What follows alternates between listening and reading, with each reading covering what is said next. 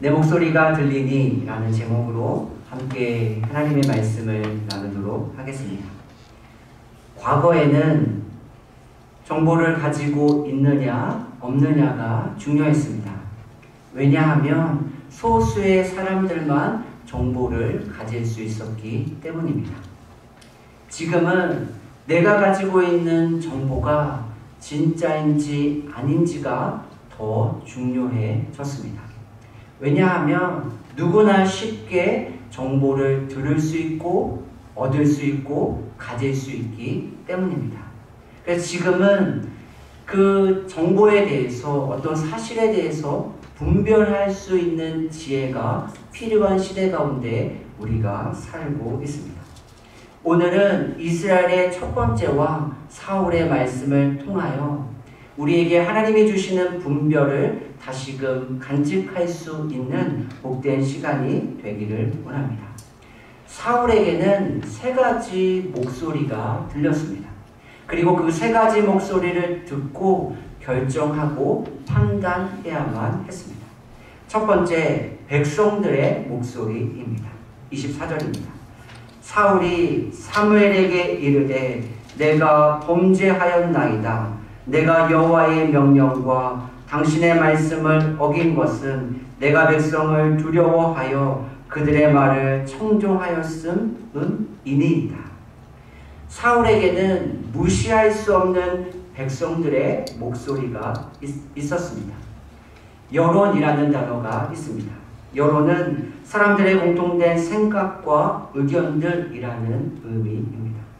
따라서 많은 사람들의 생각들이 모아져 하나의 목소리를 내기 시작하면 그 목소리는 쉽게 무시할 수 없습니다.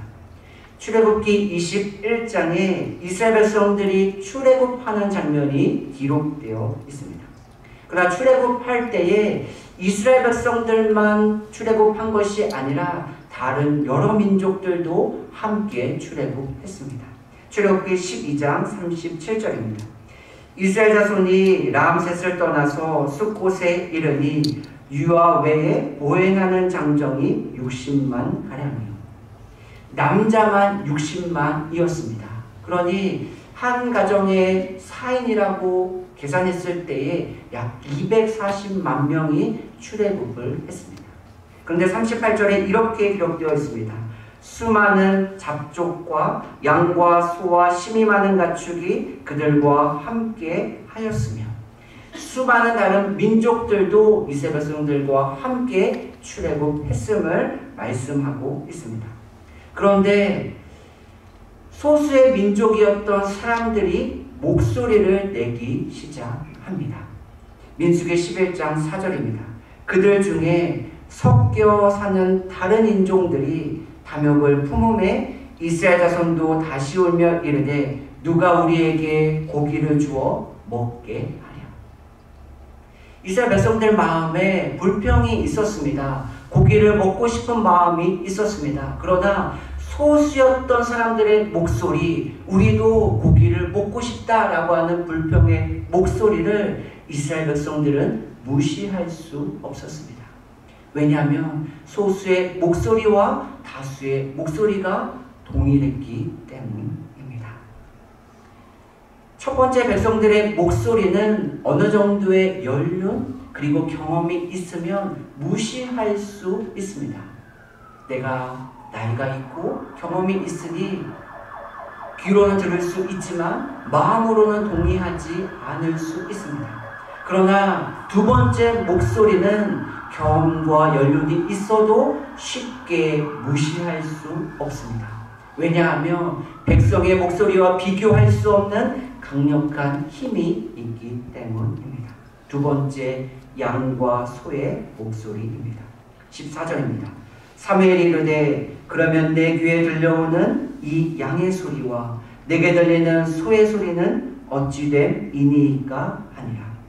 사울에게는 양과 소의 울음소리가 들렸습니다. 사울에게는 이 양과 소의 목소리가 매력적으로 들렸습니다. 양이 울고 소가 우는 것은 단순히 가축의 울음소리다라고 우리는 생각할 수 있습니다. 그러나 그 울음소리는 내가 이것을 가지고 싶다, 이것을 소유하고 싶다라고 하는 마음을 사울의 마음 가운데 일으키게 되었습니다. 돈이라고 하는 것이 있습니다. 돈은 중립적일까요? 그것을 가지고 있는 사람이 선하게 사용하면 아름답게 되고, 그것을 소유한 사람이 악하게 사용하면 악한 것이 될까요? 우리는 그렇게 생각할 수 있습니다. 그러나 돈은 중립적이지 않습니다. 돈은 힘을 가지고 있습니다. 마태복음 6장 24절에 예수님은 제자들에게 이렇게 말씀하셨습니다. 한 사람이 두 주인을 섬기지 못할 것이니 혹 이를 미워하고 저를 사랑하거나 혹 이를 중히 여기고 저를 경히 여김이라. 너희가 하나님과 재물을 겸하여 섬기지 못하느니라. 사람에게는 두 주인이 있습니다. 그 두 주인 중 내가 하나님을 섬길 것인지 아니면 재물을 섬길 것인지 우리는 결정해야만 합니다. 하나님과 재물을 동시에 섬길 수 없다고 예수님은 분명하게 말씀해 주셨습니다. 디모데전서 6장 10절입니다. 돈을 사랑함이 일만하게 뿌리가 되나니 이것을 탐내는 자들은 미혹을 받아 믿음에서 떠나 많은 근심으로써 자기를 찔렀도다. 모든 악의 종류의 시작이 무엇입니까? 돈을 사랑함입니다. 그리고 돈을 사랑함이 결국은 돌고 돌아 자기를 해하게 되었다라고 성경은 말씀하고 있습니다. 제가 아내와 함께 마트에 갔습니다. 마트에 갔는데 그날 이러한 상상을 하게 되었습니다. 거기에 있는 많은 식료품들이 목소리를 내기 시작합니다. 나를 제발 사가주세요. 나를 제발 사가주세요. 나를 사가면 당신에게 먹는 즐거움을 더해줄 거예요. 저는 정신이 이상한 사람이 아닙니다. 이런 상상을 해보았습니다. 나를 사세요. 나를 사세요. 나를 소유하면 당신의 삶이 조금 더 편해질 거예요. 그렇게 아름답고 멋진 옷들을 입고 사람들에게 경쟁하듯이 외치는 것 같았습니다. 나를 사세요. 나를 사세요. 우리가 전단지를 받을 때가 있죠.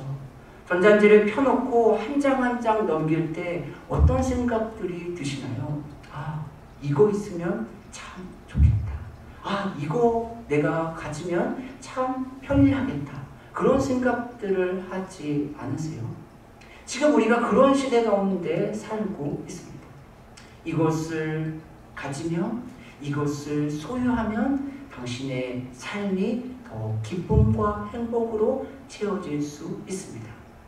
이 목소리는 그렇게 쉽게 떨칠 수 있는 목소리가 아닙니다.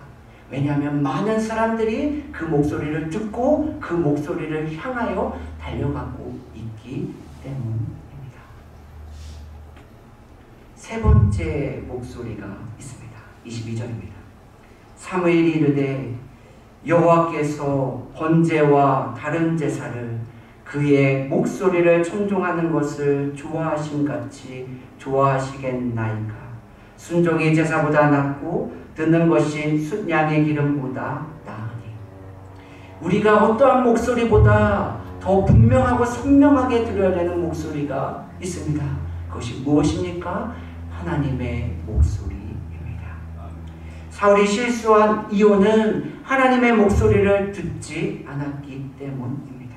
하나님의 목소리를 자신의 선택과 결정의 우선순위에 두지 않았기 때문입니다. 양과 염소를 소유하고 백성의 목소리를 듣는 것이 나쁜 일입니까?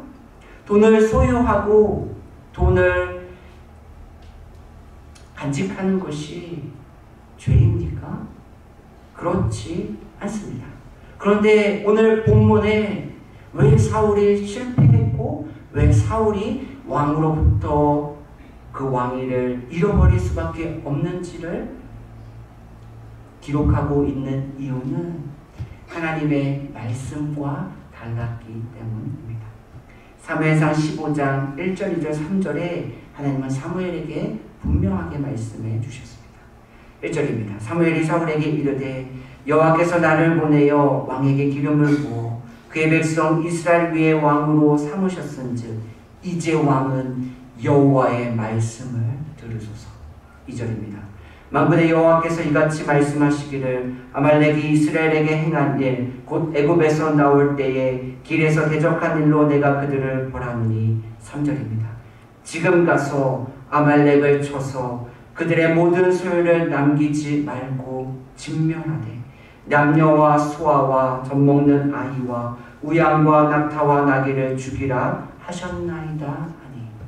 하나님께서 사무엘을 통하여 사울에게 말씀해 주셨습니다. 진멸하라고. 어쩌면 우리의 경험과 우리의 생각과 다를 수 있습니다. 그러나 하나님께서는 하나님의 목소리를 듣고 순종하는 것을 원하십니다. 사울은 사무엘에게 이렇게 이야기했습니다. 내가 양과 소를 죽이지 않은 이유는 이 튼튼한 것을 가지고 건강한 것을 가지고 하나님 앞에 예배하기 위함이었다라고 사무엘에게 대답합니다. 겉으로 보여질 때는 합리적인 것 같습니다. 그런데 그의 속마음은 전혀 달랐습니다. 12절입니다. 사무엘이 사울을 만나려고 아침에 일찍이 일어났더니 어떤 사람이 사무엘에게 말하여 이르되 사울이 갈멜에 이르러 자기를 위하여 기념비를 세우고 발길을 돌려 길갈로 내려갔다 하는지라. 겉으로 보여지는 모습, 겉으로 내세우는 명분은 너무나도 좋았습니다. 하나님 앞에 예배할 때에 내가 좋은 것으로 드리기 위하여 남겨놓았습니다. 그런데 그 결과는 무엇입니까? 하나님의 영광이 아니라 자기의 이름을 위하여 기념비를 세웠습니다. 우리가 여러 가지 모습으로 하나님 앞에 헌신할 수 있습니다. 그 모습이 진짜일 수도 있고 가짜일 수도 있습니다. 우리는 알 수 없습니다. 그런데 그 모습이 드러날 때가 있습니다. 언제입니까?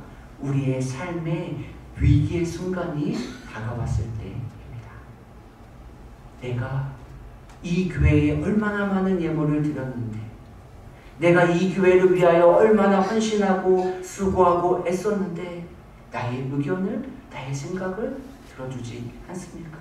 만약에 우리의 마음 가운데 그런 마음들이 생긴다면 우리는 한번 돌아보아야만 합니다. 내가 정말 하나님의 은혜에 감사하여 예물을 드렸는지, 내가 정말 주님의 몸된 교회를 사랑하여 수고하고 애썼는지를 다시금 점검해 보아야만 합니다. 가족들과 세계의 호수를 보기 위하여 산을 올랐던 적이 있었습니다.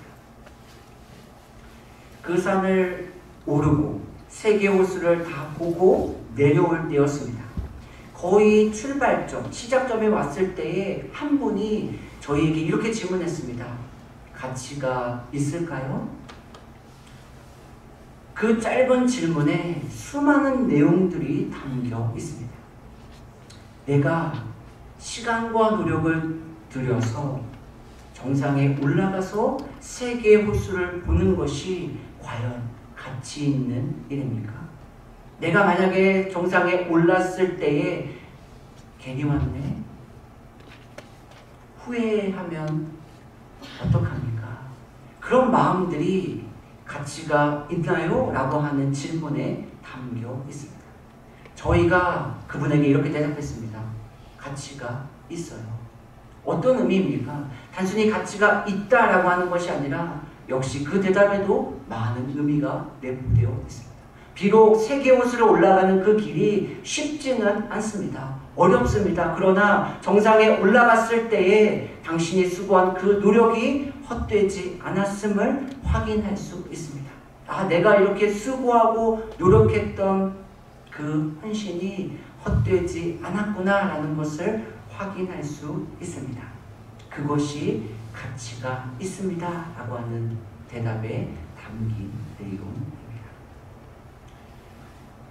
물질을, 사람의 목소리를 하나님의 목소리보다 더 중요하게 여기는 일은 그렇게 쉽지 않습니다. 만만치 않은 일입니다. 그러나 그것은 그 어떤 것보다 가치 있는 일입니다. 우리의 마음 가운데 하나님의 목소리를 듣는 것이 가치 있다라고 확신하면 우리는 하나님의 목소리를 조금 더 쉽게 경청할 수 있습니다. 왜냐하면 우리는 자신이 가치 있다고 생각하는 일에 시간과 물질을 들이는 것에 인색하지 않기 때문입니다. 우리는 누구의 목소리를 분명하고 선명하게 듣고 있나요? 우리는 어떠한 목소리에 민감하게 반응하고 있나요? 사울이 하나님의 목소리를 듣지 못했을 때 자신이 왕이 된 이유를 잊어버렸습니다. 사울은 하나님의 목소리를 듣지 못했을 때에 자신을 왕으로 세운 하나님의 목적도 놓치게 되었습니다. 그리고 양과 소, 그리고 백성들이 누구로부터 주어졌는지도 놓치고 말았습니다. 그리고 하나님이 받으셔야 하는 영광도 자신이 가져갔습니다. 물질과 사람들의 목소리보다 하나님의 목소리가 우선순위임을 기억해야만 합니다. 우리의 생각과 경험과 다를 수 있습니다. 그래도 하나님의 말씀이 완전함을 신뢰해야만 합니다. 사무엘을 통하여 하나님은 이렇게 결론을 내리고 있습니다. 22절입니다. 사무엘이 이르되 여호와께서 번제와 다른 제사를 그의 목소리를 청종하는 것을 좋아하심같이 좋아하시겠나이까. 순종이 제사보다 낫고 듣는 것이 순양의 기름보다 나으니. 하나님의 말씀에 순종할 수 있는 저와 여러분들의 삶이 되시기를 예수님의 이름으로 축복합니다. 하나님의 목소리에 민감하게 반응하며 그분의 목소리에 순종함으로 저와 여러분 그리고 주님의 몸된 교회가 진짜 가치 있는 삶, 진짜 교회가 되기를 예수님의 이름으로 축복합니다. 아멘. 기도하겠습니다. 하나님, 매일매일 수많은 목소리를 듣고 살아갑니다.